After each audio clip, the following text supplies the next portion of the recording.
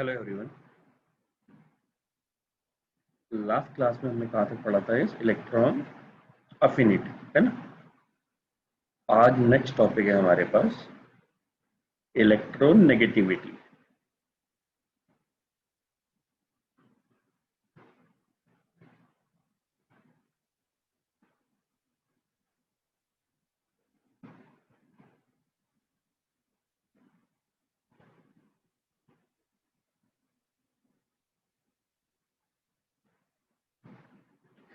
क्या है अपने पास? नेक्स्ट इज इलेक्ट्रॉन नेगेटिविटी देख लेते हैं।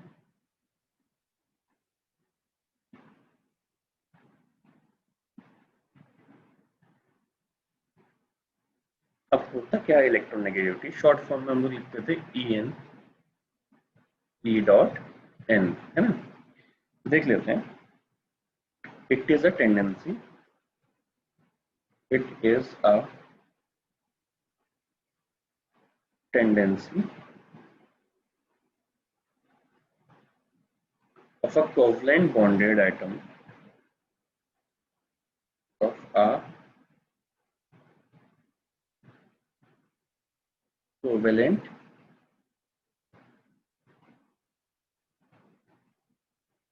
bonded atom to attract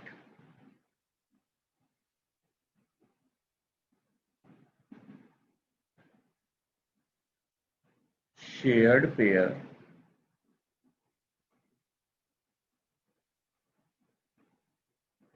of electron, है ना, toward themselves, toward themselves।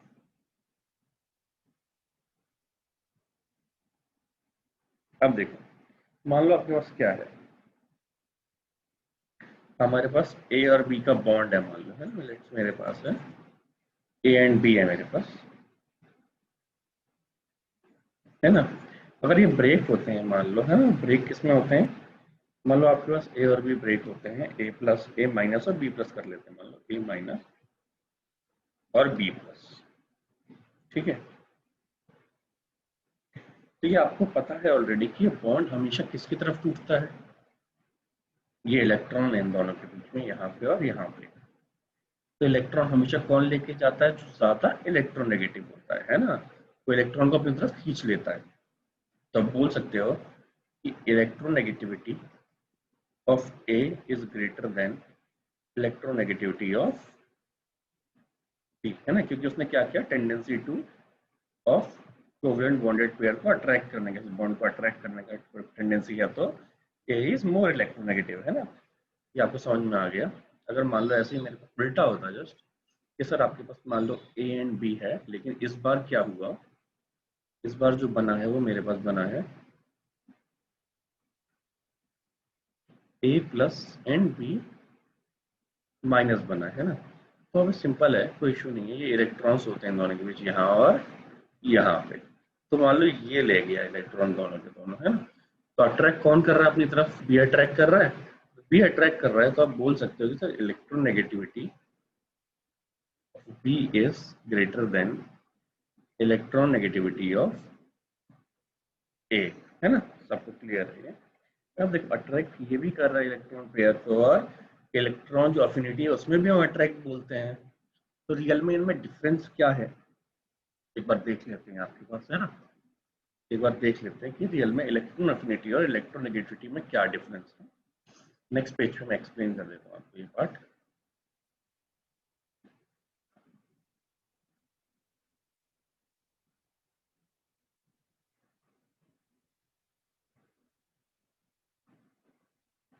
आपके पहली हेडिंग है इलेक्ट्रॉन नेगेटिविटी, अगला है इलेक्ट्रॉन अफिनिटी, है ना। इसमें पहला क्या है?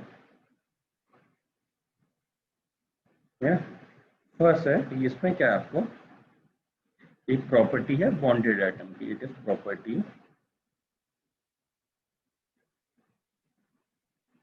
Of bonded atom. यहाँ पे क्या है इसमें?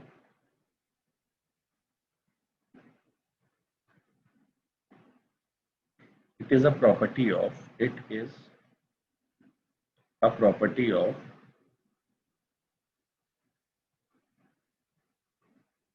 isolated गैसियस एटम है ना। एक सिंपल सा कोई एटम हो गैसियस, इसलिए बोल रहे हैं कि आसपास में हम क्या बोलते हैं यार, इलेक्ट्रॉन्स नहीं मानते, गैसियस का फॉर्म मानते हैं ना। सेकंड आपके पास है इसी में, इसकी डेफिनेशन आपको पता है, tendency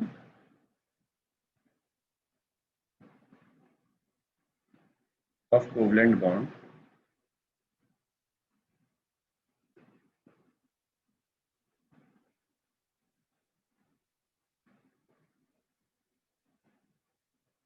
atom to attract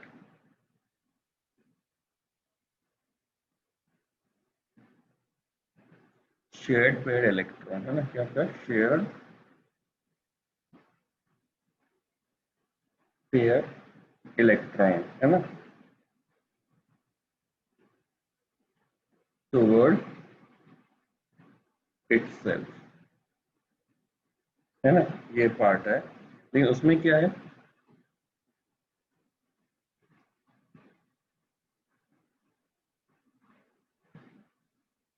energy released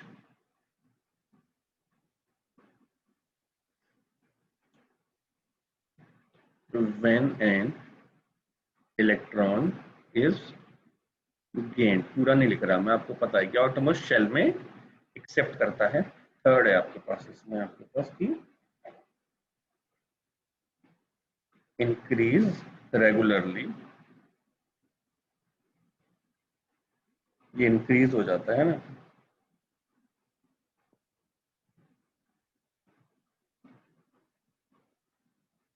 ये इंक्रीज इन पीरियड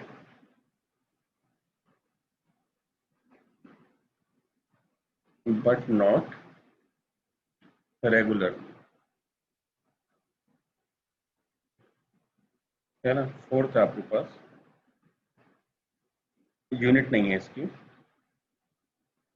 यूनिटलेस है ना।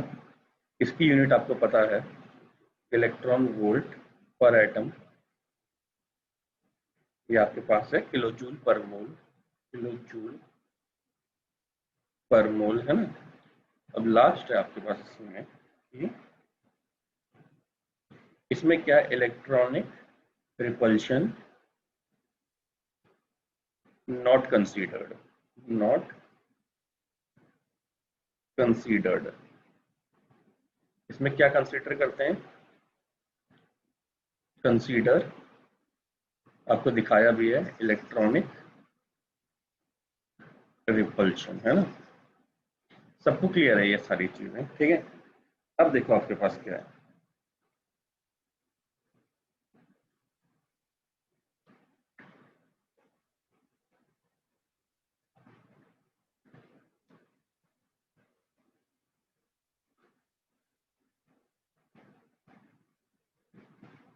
अब आप ध्यान अगर दोगे यहाँ पे है ना, कि आपके पास क्या है यार, कि इलेक्ट्रोनेगेटिविटी कहाँ बढ़ रही है और कहाँ कम हो रही है।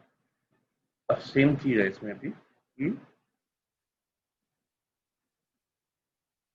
कुछ वैल्यूज हैं जो दिखाई जाती हैं है ना। जैसे कहा जाता है कि आपको यह याद रखना, हाइड्रोजन की जो इलेक्ट्रोनेगेटिविटी वैल्यू होती है वो 2.1 होती है, लेकिन जो फॉस्फोरस की होती है वैल्यू वो भी 2.1 होती है ना। ये आपको इंपॉर्टेंट याद रखना है कि अपने पास इलेक्ट्रोनेगेटिव वैल्यू है दोनों की है ना, जो सेम है, ठीक है। अब आपके पास क्या, अगर आप डाउन द ग्रुप जाओगे आप देखोगे भी, तो अपने पास क्या है बेटा कि हाइड्रोजन, लिथियम, सोडियम है ना, क्या है, पोटेशियम, रुबीडियम एंड सीजियम। इधर चले जाओगे तो beryllium, boron, carbon, nitrogen, oxygen, fluorine है ना। यहाँ के आपके पास magnesium, aluminium, silicon, phosphorus, sulphur, chlorine है ना, ये आपको पता है। तो आपके पास क्या, इनकी वैल्यूज देख लेते हैं है ना। इसकी वैल्यू क्या है आपके पास, 1.0, 2.1, इस वाले की क्या होगा 0.9, अगले वाले की 0.8, ये 0.8, ये 0.7, यहाँ पे बेरिलियम इज 1.5, 2.0, 2.5, 3, 3.5, इसमें 4 है ना। यहाँ क्या होता है 3.0, सल्फर इज 2.5 है ना, यहाँ पे 2.1, सिलिकॉन इज 1.8, यहाँ एल्यूमिनियम इज 1.5, ये मैग्नीशियम इज 1.2, ऐसी कुछ वैल्यूज गिवन है जो आपको दे दी गई है ना। अब एक क्वेश्चन है मान लो हमारे पास,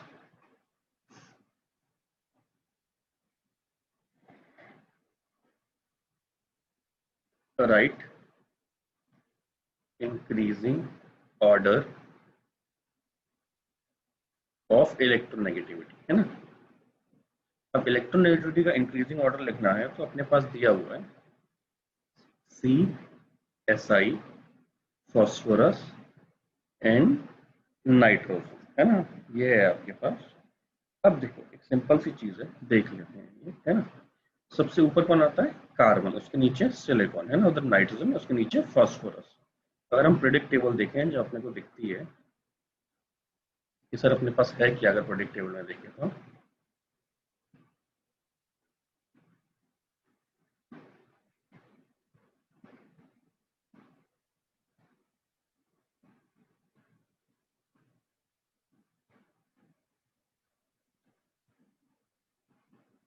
ये क्या है 14 15 ग्रुप है ना, carbon, silicon, phosphorus, nitrogen and phosphorus है ना। तो आप खुद से देखो सबसे ज्यादा इलेक्ट्रोनेगेटिव कौन होगा।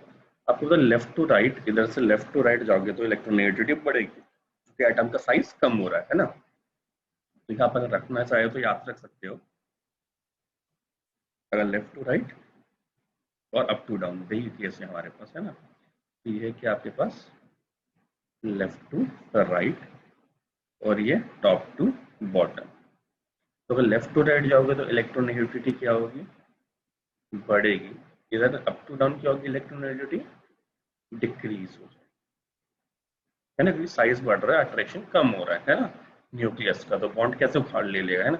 तो सबसे ज्यादा इलेक्ट्रोनेगेटिव कौन होगा, लेफ्ट साइड सबसे कौन है, नाइट्रोजन। तो नाइट्रोजन सबसे ज्यादा इलेक्ट्रोनेगेटिव। नाइट्रोजन के बाद कौन है यहाँ पे दिख रहा है आपको, कार्बन। तो कार्बन, अब फिर इधर फॉस्फोरस, फिर इधर सिलिकॉन। सबको क्लियर है ये है ना कि इधर बड़ी हुई है और इधर कम है। तो इधर सबसे हाईएस्ट है तो ये, फिर ये, फिर ये, फिर ये है ना ऑर्डर। तो ये, फिर ये, फिर ये है ना। क्लियर है सबको ये वाला पार्ट। अब देखो नेक्स्ट है अपने पास फैक्टर अफेक्टिंग इलेक्ट्रोनेगेटिविटी है ना।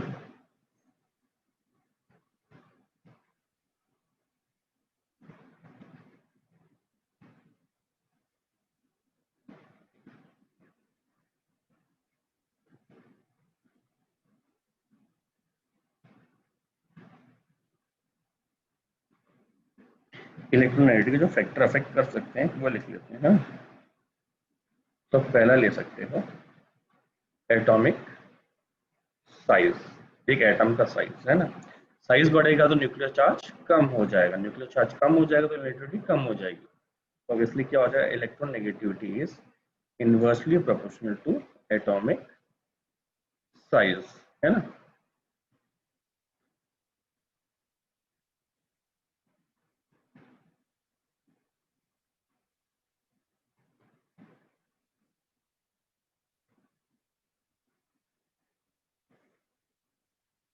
नेक्स्ट है अपने पास इलेक्ट्रॉनिक न्यूक्लियर चार्ज है ना। तो आपके पास क्या है, अगर इलेक्ट्रॉन न्यूक्लियर चार्ज है तो डायरेक्टली प्रोपोर्शनल होगा इलेक्ट्रो नेगेटिविटी के है ना, directly proportional to electronegativity. Third है आपका शील्डिंग इफेक्ट।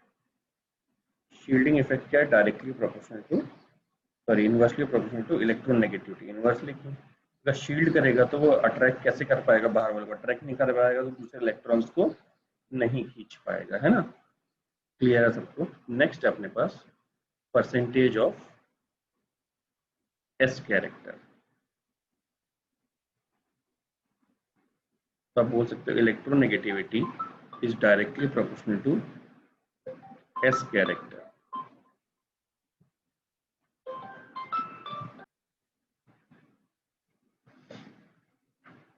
तो जैसे कि अपने को पता है ना, इसका एग्जांपल ले सकते हैं, ठीक है।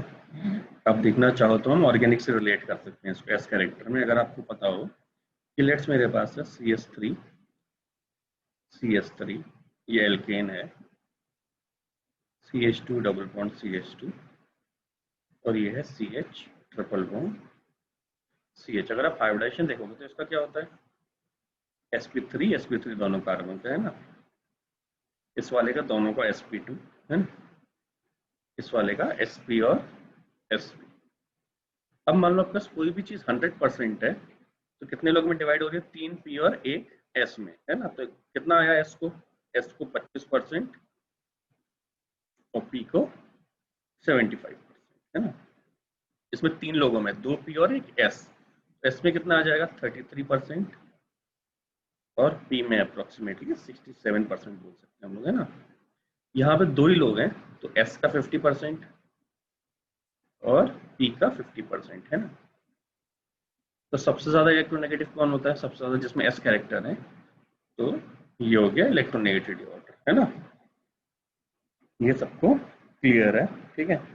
आप बोल सकते हो हमेशा ये वाला पार्ट, है ना। अब देख लो नेक्स्ट क्या है अपने पास,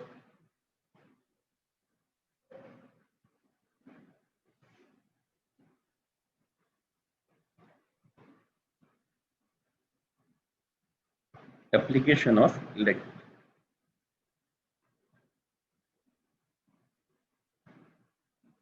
application of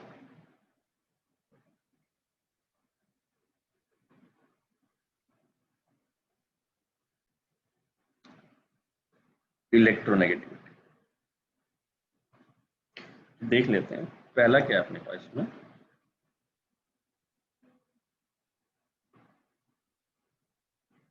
nature of bond,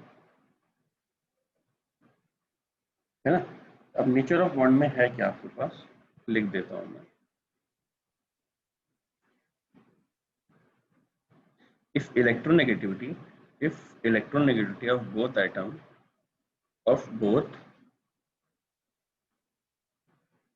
atom is same, then bond is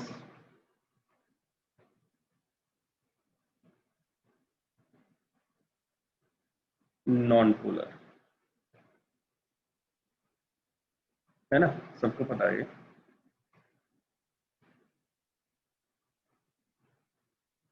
covalent bond, है ना, non polar covalent bond.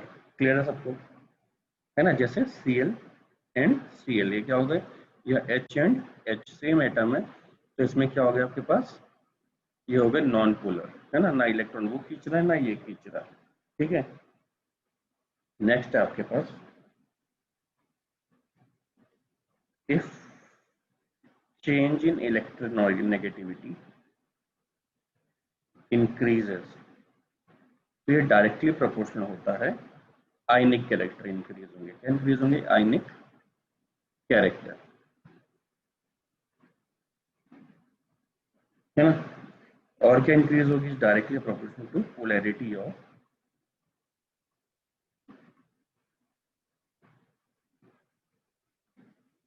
Of bond, है ना। और क्या इंक्रीज हो जाएगा इसकी वजह से, देखो अब इसमें क्या है, इसका मतलब क्या है मैं ये आपको बता दूं सिंपली, है ना। यार अगर इलेक्ट्रोनेगेटिव डिफरेंस बढ़ेगा, दो एटम है ए और बी, है ना, इन दोनों के बीच में अगर इलेक्ट्रोनेगेटिव डिफरेंस बढ़ रहा है तो आपके पास क्या होगा, आयनिक कैरेक्टर बढ़ेंगे। एक कम इलेक्ट्रोनेगेटिव है, एक ज्यादा इलेक्ट्रोनेगेटिव है ना। तो ये स्टेटमेंट हमेशा किसमें होता है, आयनिक बॉन्ड में, है ना। तो एक का लो इलेक्ट्रोनेगेटिविटी, एक का हाई इलेक्ट्रोनेगेटिविटी, है ना। नेक्स्ट क्या है, अगर इलेक्ट्रोनेगेटिव डिफरेंस ज्यादा होगा तो ऑब्वियसली कौन सा बॉन्ड तो क्या आ जाएगा, आयनिक बॉन्ड आ जाएगा, और पोलैरिटी क्या हो जाएगी इसमें यार हमारे पास ज्यादा हो जाएगी, एक पे प्लस चार्ज आ जाएगा, एक पे माइनस चार्ज आ जाएगा, है ना। सबको क्लियर है ये वाला पार्ट। अब देखो आपके पास क्या है, एग्जाम्पल देख लेते हैं, सही है ना। मेरे पास क्या आ गया, ये HI HBr HCl and HF, है ना। ये हो गया आपके पास। अब इसमें क्या है आपके पास,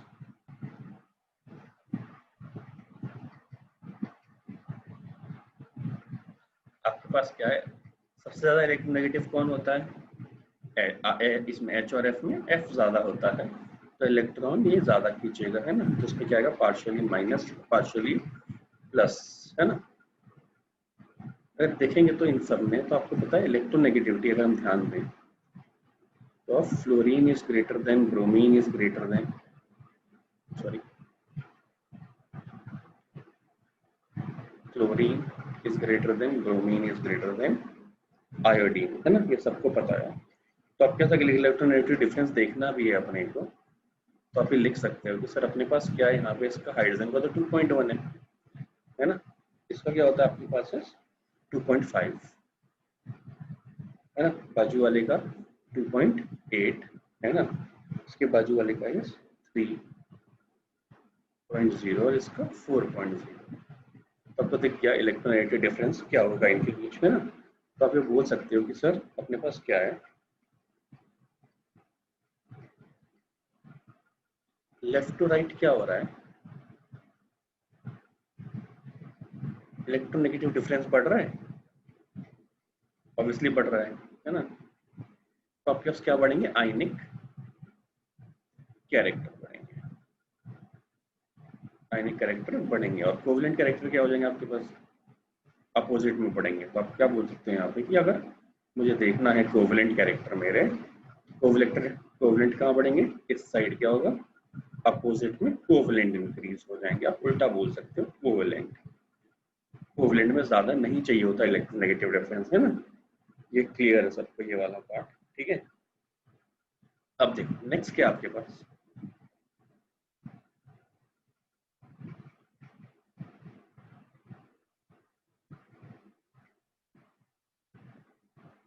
नेक्स्ट इसी से रिलेटेड है, सेकंड आपके पास बॉन्ड स्ट्रेंथ, बॉन्ड स्ट्रेंथ,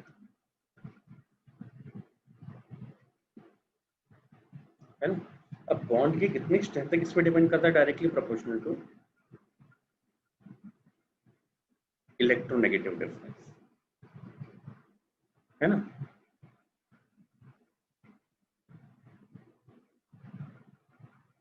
तो आपके पास क्या आ गया, आप बोल सकते हो सर सबसे स्ट्रॉन्ग बॉन्ड होता है HF, क्योंकि फ्लोरीन जाने नहीं देता, हाइड्रोजन को बहुत ज्यादा पकड़ के रखता है। उसके बाद HCl, उसके बाद HBr, और उसके बाद बोल सकते हो आप सबसे कम इज HI की बॉन्ड स्ट्रेंथ सबसे कम होती है, इसलिए आपको पता है कि ये इजीली ब्रेक हो जाता है, इसलिए ऐसा HI को बोलते भी क्या है, बेस्ट रेड्यूसिंग एजेंट, है ना, क्योंकि बहुत इजीली ये H को डोनेट कर देता है ना। नेक्स्ट क्वेश्चन है अपने पास, मान लो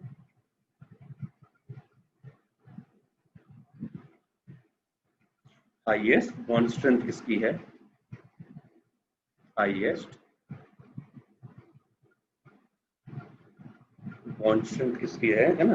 और आपके पास क्वेश्चन आ गया कि F2 Cl2 Br2 and I2। अब बोलो यार अब इसमें कैसे बताएंगे, है ना। अब आपके पास क्या है, ये आपको याद रखना है ना। इंपॉर्टेंट क्या है इसमें, कि सबसे ज्यादा होता है जो वो होता है Cl2, उसके बाद होता है आपके पास Br2, उसके बाद होता है आपके पास F2, उसके बाद होता है आपके पास I2, है ना। ये ऑर्डर है क्यों, क्योंकि फ्लोरीन में क्या होता है यार, more electronic repulsion, more electronic repulsion. क्यों electronic repulsion, due to small size. Small size की वजह से क्या होता है यार, पद में इलेक्ट्रॉन का रिपल्शन होता है, जो बॉन्ड टूटने के ज्यादा चांसेस रहते हैं, है ना। ये सबको क्लियर है, ठीक है। अब देखो, अब आपके पास क्या है,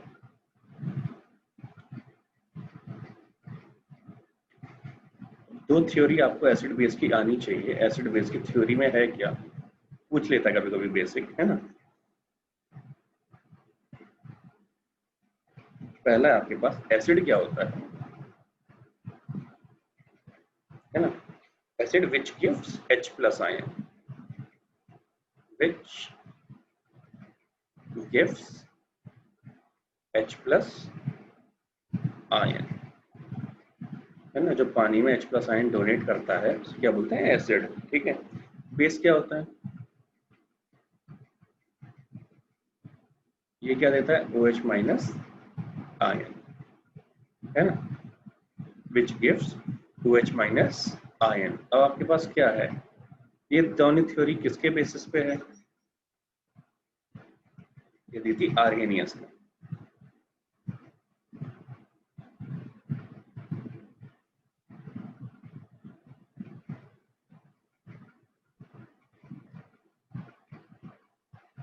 नेक्स्ट आपके पास है, दोबारा एसिड की थ्योरी ले लेते हैं, है ना। इसमें क्या आपके पास, which accept lone pair, which accept lone pair या इलेक्ट्रॉन पेयर बोल सकते हो, लोन पेयर, है ना, वो है एसिड। तब बोलते विच डोनेट लोन पेयर या इलेक्ट्रॉन पेयर, विच डोनेट लोन पेयर या इलेक्ट्रॉन पेयर, तो क्या हो जाएगा, बेस, है ना। जो इलेक्ट्रॉन पेयर डोनेट करता है वो बेस, क्लियर है। अब आपके पास क्या है इसमें, अब ये किसके अकॉर्डिंग हो गया, लुईस के अकॉर्डिंग, ठीक है। लुईस ने कहा था ये, है ना, कि लोन पेयर जो एक्सेप्ट करे वो बेस, और जो डोनेट करे वो, सॉरी, जो एक्सेप्ट करे वो एसिड, जो डोनेट करे वो बेस। अगर आपको याद हो तो ऑर्गेनिक में क्या होता है, RNH2 लोन पेयर, अगर आपको पढ़ा है तो ठीक है, वरना आगे आएगा आप लोगों के लिए कि ये इसे डोनेट कर दोगे तो ये क्या है यार, बेस की तरह बिहेव करता है ना, दिखता है ये पूरा का पूरा, है ना। अब देखो, अब आपके पास क्या है,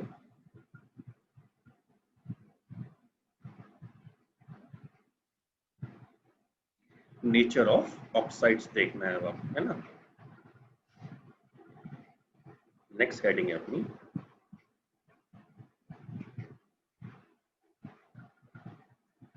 नेचर ऑफ ऑक्साइड्स, ठीक है। ये एक इंपॉर्टेंट पार्ट है ये वाला, है ना, नेचर ऑफ ऑक्साइड, क्या होता है, क्यों होता है, किस लिए होता है ना।